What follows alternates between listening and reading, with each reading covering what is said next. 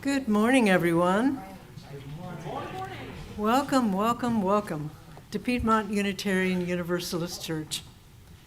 Piedmont UU sits on the traditional land of the Catawba, Keawe, and Shiguri peoples. We honor them. My name is Elaine Deck, and I will be the worship assistant this morning for our lay leader, Cosette Blackmer. We are a flourishing, vibrant, and radically welcoming congregation which promotes diversity, inclusion, and social justice. We provide a safe haven for creative intellectual growth, spiritual development, and a very deep sense of community for all those who join us. We hope that our liberal religious values will challenge you to join us as a community that lives boldly and acts justly. To all of our visitors and our friends, we are very glad you're here, whether in person or with us online, and we do hope to see you again, for your presence is a gift to us. A few announcements for this Sunday. The church office will be closed until January 1st. For the winter break. For all other important information about this vibrant community, please see your order of service, or if you're on our email list, you can check our monthly newsletter and weekly announcements. Whatever brought you to this place at this hour, we welcome you. May you find something you need, and may you leave richer in spirit than when you arrived.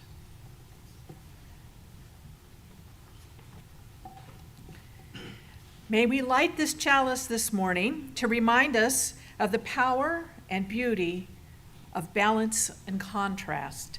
It is darkness that can make the flame of a single candle so powerful, and light that deepens those shadows in turn. A chalice flame is the meeting point, the union of the refuge, safety, and incredible beauty of darkness, and the warmth, the assurance, the joy, and the light. Please join me in singing the words to our chalice lighting, the symbol of our faith.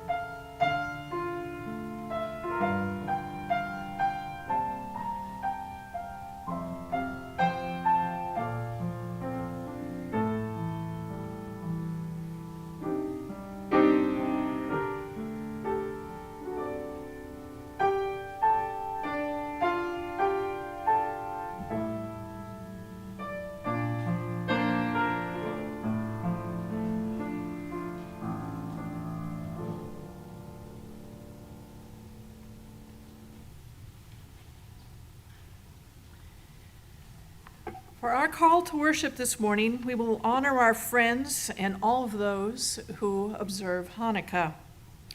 We offer the following blessings. These words are an interpretive translation of the Hebrew blessings rather than a word-for-word translation.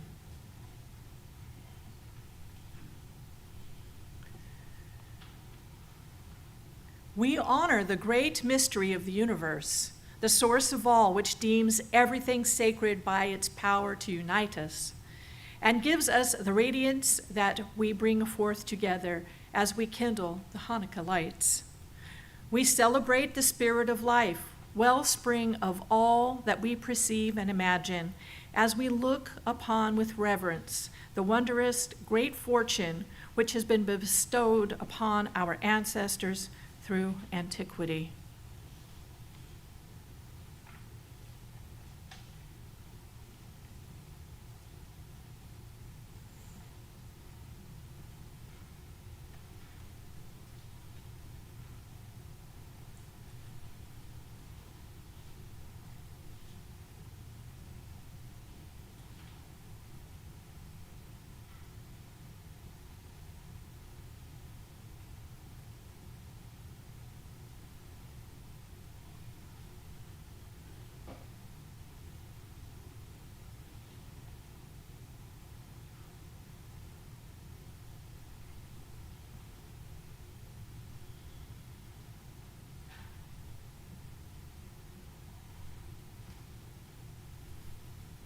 Now I please invite you to rise in body, mind, or spirit for our opening hymn, number 21, For the Beauty of the Earth, in our gray hymnal.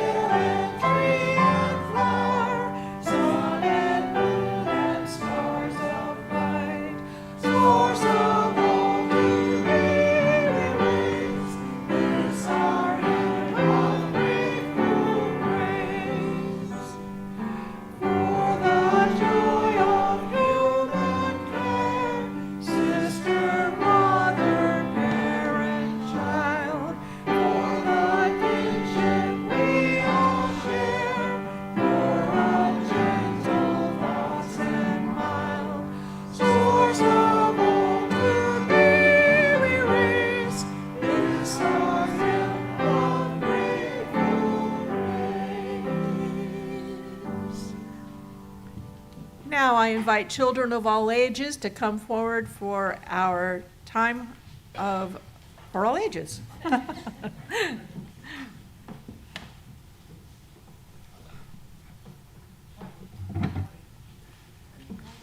okay. Harley, Yeah. this way. I know you're a little confused today, because you normally come in through that door. A little confusing. We're going to be over here, where you guys can sit. So, good morning. Harley, this is Olivia. You haven't gotten to meet her yet because she normally joins us in Salisbury. Olivia, this is Harley. You're 4 now, right? Harley's 4, and he's here pretty regularly. We see him pretty much every week. You're almost 5, that's right.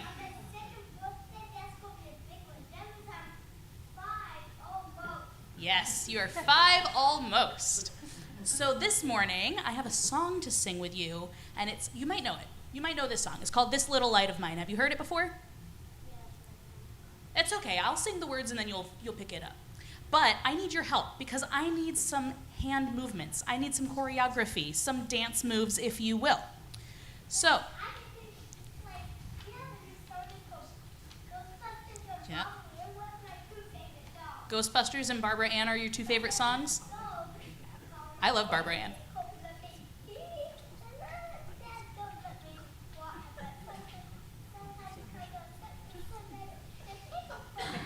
Oh.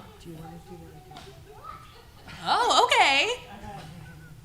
Sometimes you watch Blippi and sometimes you're not allowed? Yeah, that happens. Sometimes we can't do the things that we like to do because we got other things that we got to be doing instead. That's okay. So, no. I will, but with one hand. Okay. So, whenever I sing the words, "This little light of mine," what should we do with our hands? What's an idea that we have? Oh, that's cool. Olivia, do you have an idea for what we could do with our hands when we sing "This little light of mine"? What's the thing we could do with our hands? How about holding the light? Or maybe our finger is the flame of the light? Which one do you like better, holding it or our finger? You like the finger? Okay. So when I say "this little light of mine," and then the next words are "I'm gonna let it shine," what should we do with our hands for shine? Shine? All right, I like that idea. Good idea, Olivia. All right, so let's review. This little light of mine, I'm gonna let it shine. Do we like that? Great, all right. I'll sing the first time. If you know it, you can sing with me. If you all know it, you can sing with me so that I'm not the only one. Can we do the hand signals too? You can do the hand signals too. Let's review. Ready? This little light of mine, I'm gonna let it shine. We're only gonna sing the first verse twice. Okay. We're not gonna do the extra words. All right. Okay. This little light of mine, I'm gonna let it shine. This little light of mine, I'm gonna let it shine. This little light of mine, I'm gonna let it shine. Let it shine, let it shine, let it shine. One more time, ready? This little light of mine, I'm gonna let it shine. This little light of mine, I'm gonna let it shine. This little light of mine, I'm gonna let it shine. Let it shine, let it shine, let it shine. You guys did a great job. Can you give me a high five? High five. Awesome. All right. And thank all of you. You also did a great job. I have a book to read to you. So we're going to go into the RE room. We're going to read the book. We have a little game to play. And then when we're done, we'll come back. How's that sound? Sounds good? You had coffee today? I had coffee today, too. All right, let's go.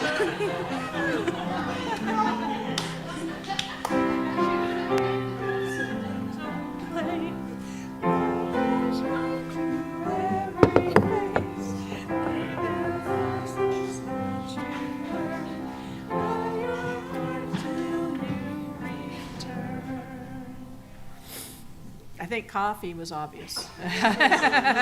No, Mom says no. Cough. Okay. I wouldn't have any hair. Haley's mom is sharing. She would not have hair if that child had had coffee. Thank you, dear. All right. This is a time of our ritual. This is our time of ritual and sacred sharing. A time of sharing our joys and our sorrows, our concerns and milestones. We have a few candles to light first this week. We light a candle for Remy, one of our little ones who is doing well recovering from heart surgery last week. We light a candle for all impacted by the epidemic of gun violence. For safe travels for everyone traveling this holiday. For everyone impacted by Hurricane Helene and the ongoing recovery efforts there. For relief of the people of Gaza. For all areas of violence around the world, including Haiti, the Sudan, the Middle East, and the war in Ukraine. For our country, that we may reach out with love, compassion, and justice for all. At this time, you are welcome to come up and fill out a prayer card, drop a stone into our shared water, which is on the prayer card stand this morning. Or you may light your own candle of joy or concern. As you come forward along the outside wall, the worship assistant will hand you the candle, and you can light as many as you need to. I invite you to come forward at this time.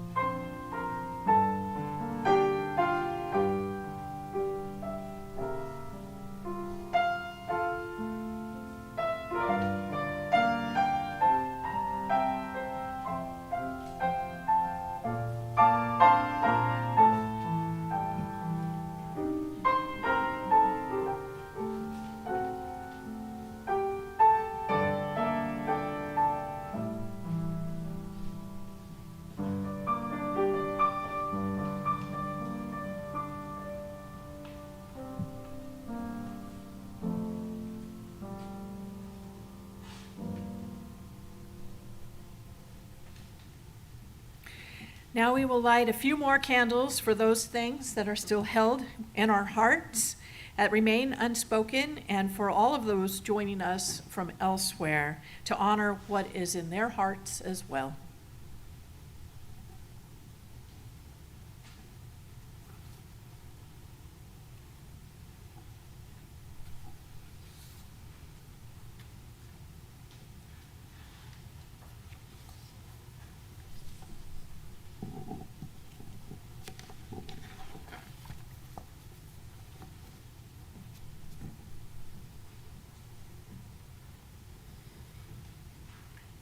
This morning for our meditation, I would like you to join me for a guided meditation. First, I'd like to ask you to sit back and get comfortable in your chair. Maybe plant both your feet firmly on the floor. Try to relax into that state. Feel the chair underneath your seat.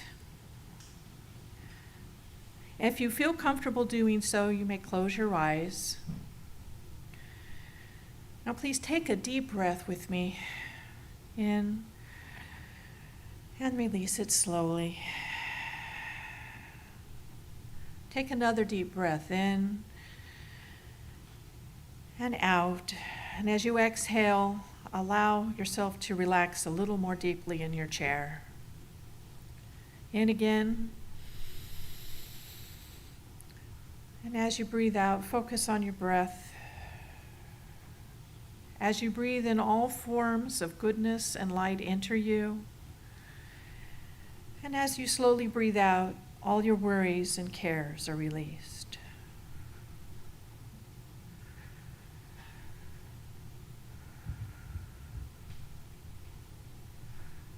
On your next inhale, imagine that there is a small ball of light glowing at the center of your chest. This light is warm and gentle. It is golden and thick like honey. It is a healing light. Imagine that it is spinning slowly. With each inhale, the glowing ball grows larger until it fills your chest cavity.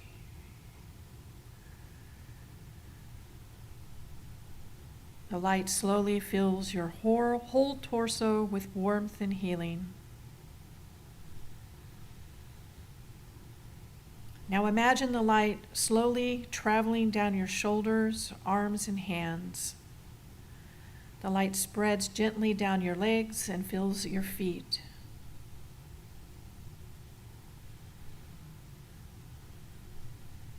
Now imagine the light also fills your head.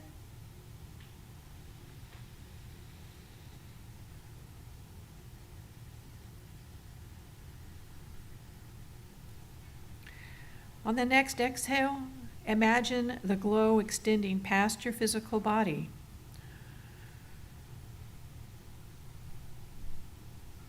With each exhale, this loving light mingles with the light of the beloveds in this room. The combined light fills the sanctuary.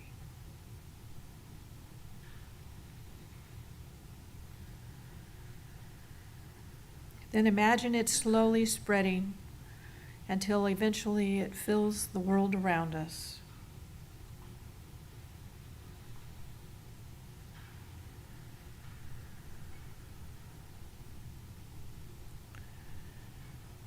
Now release this light, knowing that it always exists within you, an endless source of love and healing. Breathe deeply one more time and bring your awareness back to this room. Feel your feet on the floor and notice the chair supporting you. You may want to wiggle your toes and fingers, shrug your shoulders. And when you feel ready, please open your eyes.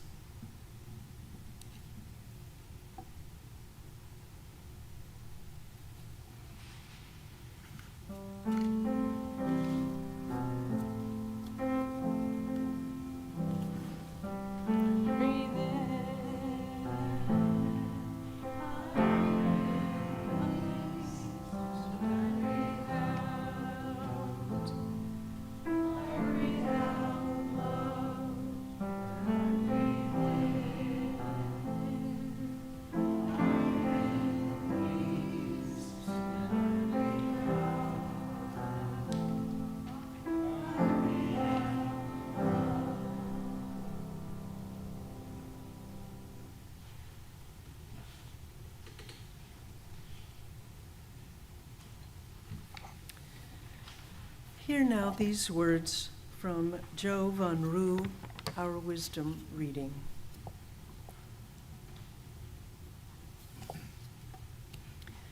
Traditionally, Advent is a time of searching for light in the dark. The pagan tradition of Yule is a celebration of the return of the sun. But darkness is as important as light. The cold dark of winter is as important to life as the bright warmth of summer. Darkness is home to entire ecosystems, places where humans cannot survive. Darkness offers us the gift of rest, healing, and hope. It is in the darkness of sleep that our bodies are able to heal and rejuvenate. Darkness offers opportunities for beauty and love to live in our lives. Conception begins in the dark womb. A great prophet was born at night.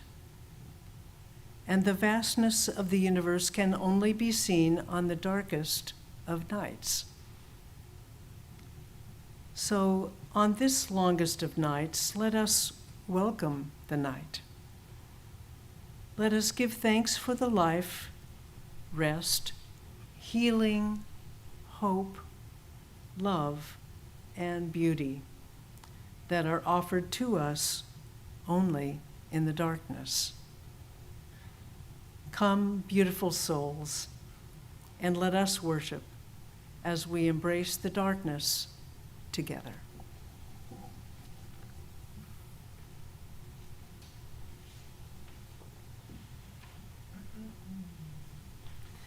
A blessed Yuletide to one and all. I am very grateful to each and every one of you for braving the storm this morning and joining us. Your presence truly is a gift to us. The wheel of the year has turned to winter. Now the days are actually slowly getting longer, but cold winds blow during bone time. In her poem, Lying Fallow, Patricia Monahan uses the phrase bone time to describe the woods in winter. The bones of the trees reveal many, many gifts of winter. As the trees rest and the sap lies deep in the earth, you can find winter berries that feed the birds. It is easier to see the red-tailed hawk high in the trees. And the sound of the leaves rustling softly from the footsteps of a deer are magnified during bone time. Winter also contains many gifts that we cannot see. The gifts of quiet, of rest, transformation, and rejuvenation. There are woods across the street from my home where I live. I love to quietly walk through the woods, observing the seasonal changes, except when it's really muddy. I have discovered that the natural world teaches me about nature of my life, of my body, mind, and spirit, of balance, change, and internal growth. But growing up, I did not have any woods nearby. I was raised in the suburbs of San Diego, California, among urban sprawl and strip malls. I was surrounded by artificial light, and, well, I guess life too. Each night, I never took notice of this, though, until I went to 6th grade camp. How many of y'all went to camp during the summers? Yeah. It was my first time to be away from home, and my friends and I were all very excited. The camp was located in the mountains east of San Diego, away from all the city lights. We slept in dormitory-style cabins and ate the infamous camp food. I taught myself to swim, and I rode horseback for the first time. I also discovered that I am very sensitive to stinging nettle and only have to be within the vicinity of the plant to actually get a rash. My favorite memory of camp was singing songs and telling stories around the campfire in the evenings. Beyond the firelight, away from all the artificial city lights, I saw the Milky Way for the first time. A sight, I understand, which is rather hard to see from our planet. Also in the darkness, I saw hundreds of fireflies flashing in the woods. They filled me with wonder and awe. I have learned now that fireflies really don't exist in coastal California. But at the end of the week, my friends and I jumped back on the school bus, which delivered us back to our elementary school. My parents picked me up and took me home, and I really didn't think much about the dark night sky or fireflies again for a long time. Another aspect of growing up in coastal Southern California is that I never really experienced freezing cold, snowy winter. My mother grew a hedge of geranium along the side of my house, and we had a bougainvillea plant, that grows as a perennial in San Diego, and my mother had trained it to grow over our garage door. In the warm Southern California climate, it is hard to relate to cold winters that so many people do experience. Then I joined the Army. And the military, in its great wisdom, sent this snow bunny to Fort Drum, New York. Yes, I served in upstate New York near Watertown, where they just got 6 feet of snow. And they'll get more before the season ends. I may not like the cold.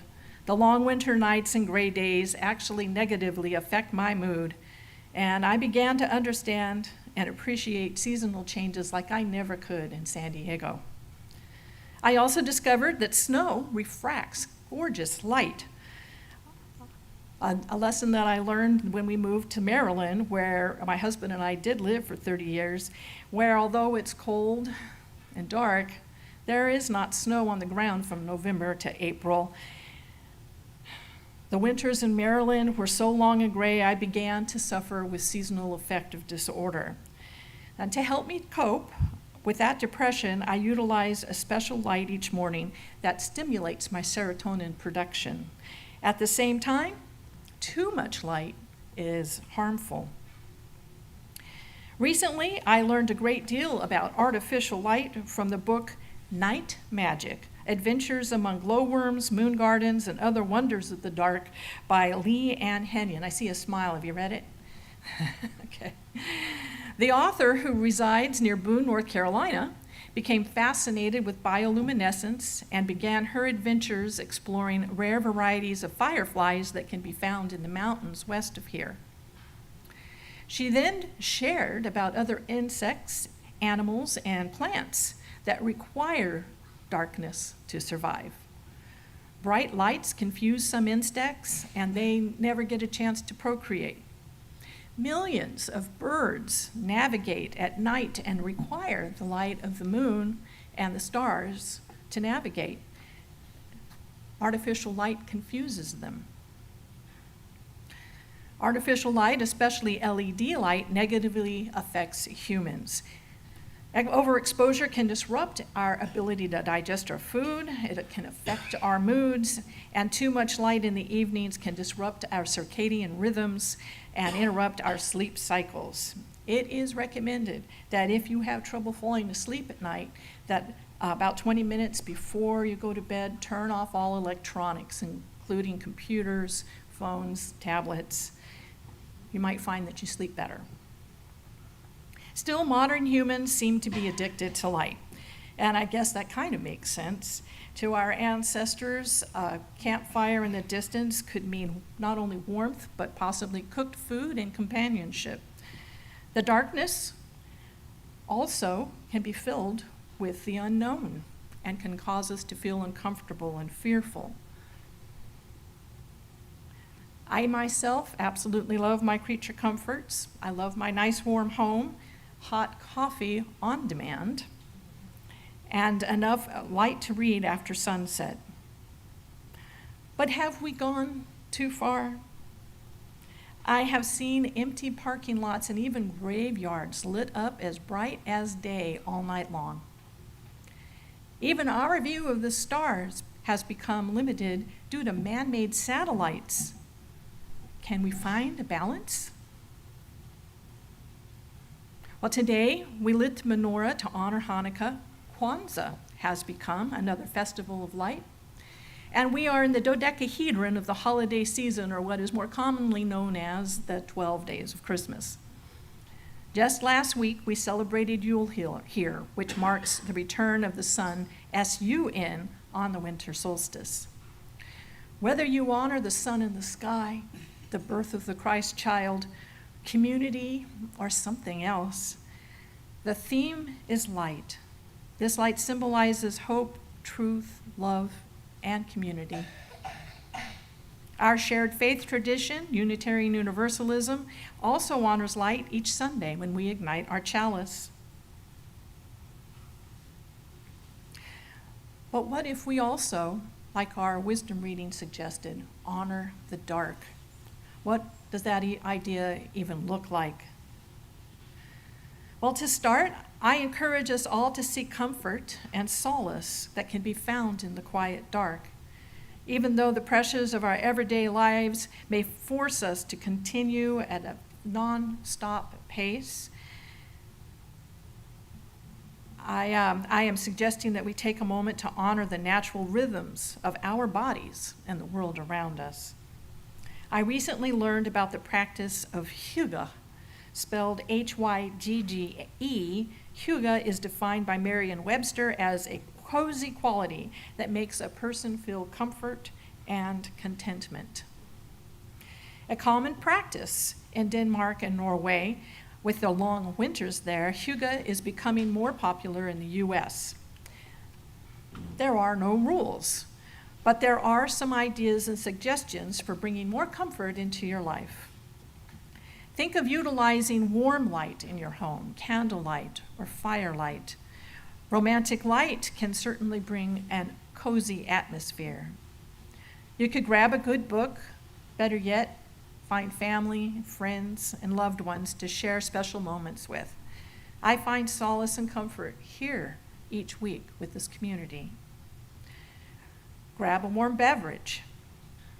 I cannot help but think of the character Sheldon Cooper on the show The Big Bang when I think of warm beverages. The practice of making tea for someone in distress that Sheldon had learned from his mother is very hygge indeed. Slip your toes into some fuzzy socks or slippers, curl up under a warm blanket or quilt. Enjoy fresh baked goods or your favorite treat. I personally suggest chocolate. That's just me. Don't forget about your sense of smell. Many find the scent of fresh baked goods like cookies very appealing. You could also place a pot of simmering water on the stove and add some cinnamon, cloves, or nutmeg. This creates a very comforting aroma. One of my favorite aromas is the smell of oranges. The smell of oranges brings me back to the happy holidays of my childhood.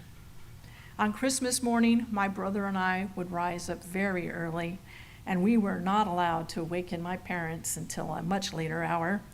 But while we gazed at all the packages that Santa had brought, we were allowed to open our stockings. The stockings were filled with small gifts, nuts and candies, and at the toe, there was always an orange. Today, peeling an orange not only provides that lovely fragrance, but also reminds me of happy moments and brings feelings of warmth and sunshine. However you may find warmth and comfort for yourself, try to take a moment to embrace that activity this week. In doing so, we are not necessarily chasing the cold winter away, but instead we are slowing down to reflect and to mirror the world outside our homes as it rests. I kind of like to call this idea human hibernation. We are not stopping the whirlwind of our schedules, but just slowing them down a bit, taking time to be mindful in warm, cozy environment, being present and connected to the here and now. I find that the practice of hygge aligns well with my earth-centered practices. Many pagans mark the season with candle lighting, Yule logs, and all-night vigils on Solstice Eve, awaiting the sunrise.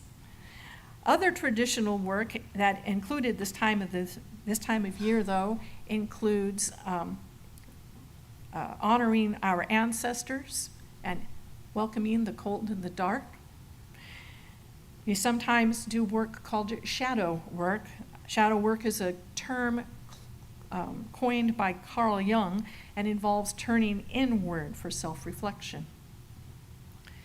By doing so, by facing our inner doubts and fears, we are better able to let these feelings go and begin to experience more growth. Another aspect of my spiritual practice is simply being and listening. This is especially satisfying in the darkness. By choosing to be present in each season, I can build understanding about myself and the world around me. Before I close, I would like to share with you these lyrics written by the singer-songwriter Lee Morris. The author has given me permission to share these words in this space and does send her regards to our congregation. Honor the dark as you do the light. Receive the gifts that come to you by day or by night. I choose to honor the dark, uncertainty, and change. Deliver us from fear until only love remains. As the butterfly slips from her dark cocoon, as the evening sky reveals the light of the moon. Sometimes fear surrounds us. Sometimes there will be pain. Let the darkness heal you until only love remains. Now, I have been comparing darkness to light, only two aspects of a continuum. There is, of course, a spectrum between what we perceive as dark and light and all that which exists beyond what we can perceive. I ask that as we move and dance along the spectrum, let us remember and be mindful of the beings that we live beside. Let us live through that glow of love and light that begins in our hearts and spread that glow wherever we go. Blessed be.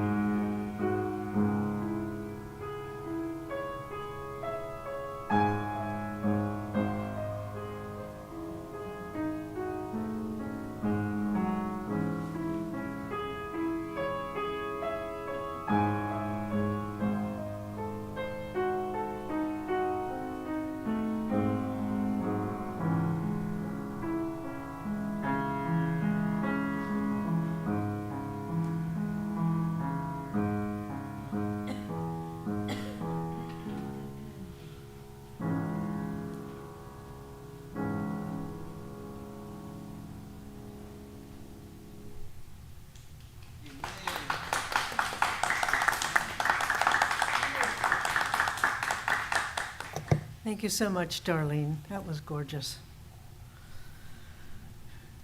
Let there now be an offering to sustain and strengthen this place, which has become so sacred to so many of us, a community of memory and of hope, for we are now the keepers of that dream. This month we're sharing our offering plate with beloved Asheville, which is a trusted, grassroots, and equity-focused organization with over 15 years of experience in movement building and advocacy for human rights. The organization success is credited to the ability to build relationships and create visible change and generate community-led momentum for collective action. Beloved Asheville's vision is to cultivate a caring community where every individual, regardless of race, ethnicity, or socioeconomic status, experiences the essence of belonging, wellness, fairness, and potential. We ask you that if you would place your gift in the baskets as they make their way around the room. And of course, you're always willing to give online at puuc.org or text the number 73256. Today's offering will now gratefully be received.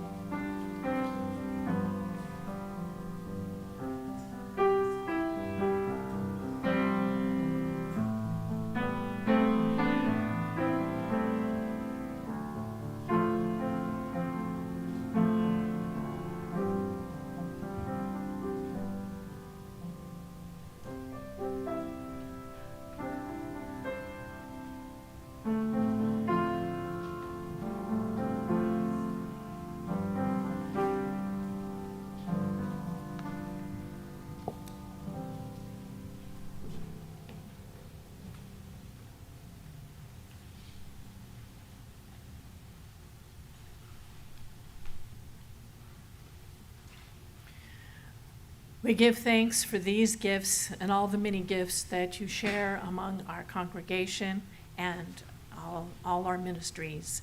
That's all that needs to be said. Okay. Now please rise as in your body, mind, your spirit, and join us in singing hymn number 203, All Creatures of the Earth and Sky.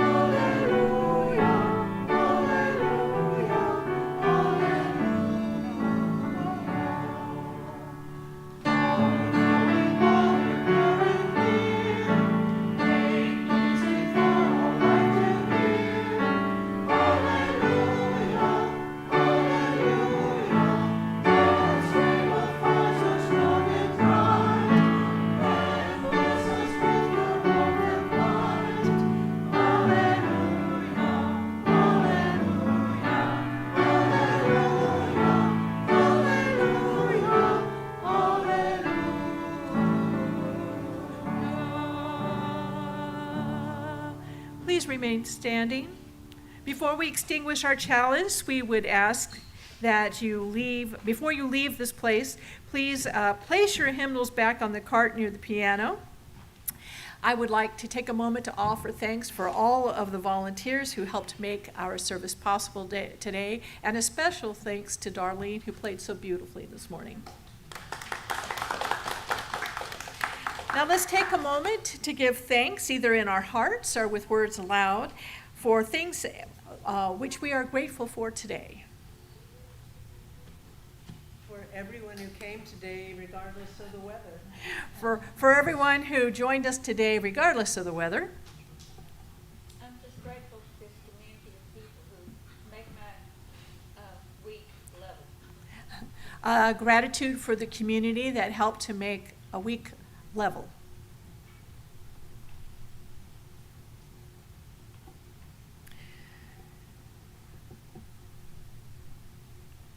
Let's see. Then, if there are no more further things to say gratitude for aloud, I would like to say our closing blessing. Universal mystery, guide us from the desire to shine light in every corner. Teach us to embrace the night, for without darkness, we would never see the stars. And now, we extinguish our chalice, but we carry its light, its warmth, and its meaning with us until we meet again. May we go in peace, believe in peace, and create peace may ever we wander. May it be so, and blessed be. For our closing, we usually make a circle. You may hold hands if you'd like to, or you can simply stand with us in the circle and cross your hands across your heart. Our closing song is number 1010, We Give Thanks.